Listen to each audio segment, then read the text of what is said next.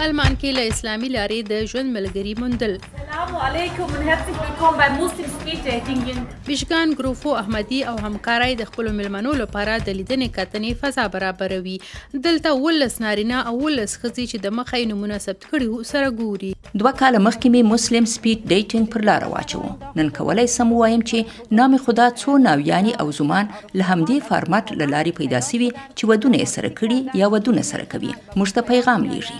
مخونه تازه خو نظرونه محتاط دي. هر کس له خپل کیسې سره راغلی په امید او تردید او لدی ساده پوښتنې سره چې نن بدل ته داسې څوک وي چې زما له هیلو سره سم وي. د خصوصي حریم د ساتنې په موخه د دې کسانو مخونه نه ښیو. دا داسې یو فارمات دی چې سړی په رښتیا ویني چې یو چا ځان ثبت کړي. یعنی آنلاین ډیټینګ یو څه سخت دی. سړی نه پوهیږي چې دغه پروفایل تر شا څوک دی. سړی څو اونۍ سره خبرې کوي او بیا چې سره وویني وایي دا خو هغه کس نه و چې ما ورسره څو اونۍ خبرې کړې وې.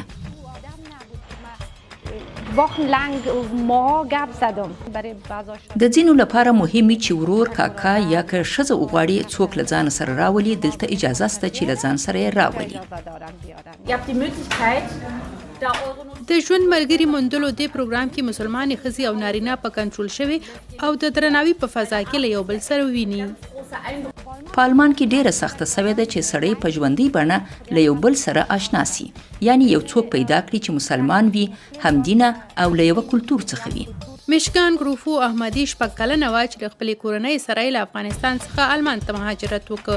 هغه چې د سرطان د برخې څیړونکي ده څرنګه د دې خپرونې پر لاره اچولو ته مخه کړه. ما له 20 کلونو ډیره موده په یو روغتون کې د سرطان په برخه کې کار وکړ. په دې وخت کې دې ته متوجه شوم چې ډیره مهمه ده چې سړی د ژوند له یو ملګري سره یو ځای سي. په ښو ورځو کې نه بلکې په سختو ورځو کې هم ښه ده چې سړی یو ښه د ژوند ملګری ولري. هر ملاقات د ځان خپلو باورونو او انتظار د معرفي کولو لپاره 15 دقیقې دوام کوي. یو ورځ وروسته یو برېښنالیک استو او وایو چې له چا سره غواړي خپل شمیره تبادله کړي. هر چا چې وغوښتل یعنی هرې ښځې او نارینه دواړو چې غوښتل د تماس شمیرې سره تبادله کړي نو موږ یې شمیرې سره تبادله کوو.